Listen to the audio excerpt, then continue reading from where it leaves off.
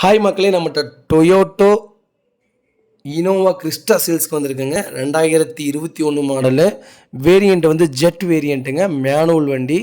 Number of owner second ஓனரில் இருக்குங்க. Kilometre வந்து 75,000 கிலோமீட்டர் ஓடி இருக்குது. பேப்பர் கம்பெனி சர்வீஸ் ரெக்கார்டுங்க. ஏபிஎஸ்சி, air bags, alloy wheel, tyre 80% இருக்குங்க. வண்டி அவ்வளோ ஜென்யூனாக இருக்குது. இன்சூரன்ஸ் லைவில் இருக்குங்க. நோ ரீப்ளேஸ்மெண்ட்டுங்க. வண்டி ஒரிஜினாலிட்டியாக இருக்குங்க.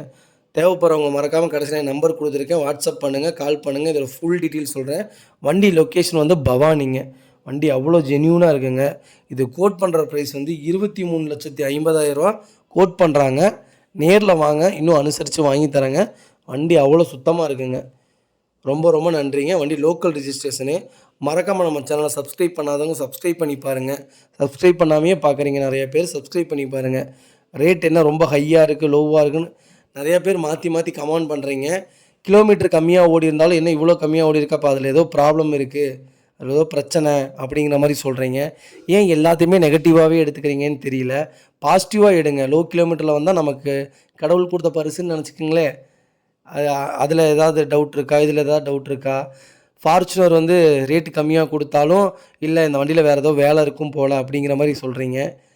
தயவுசெய்து நம்பி வாங்க.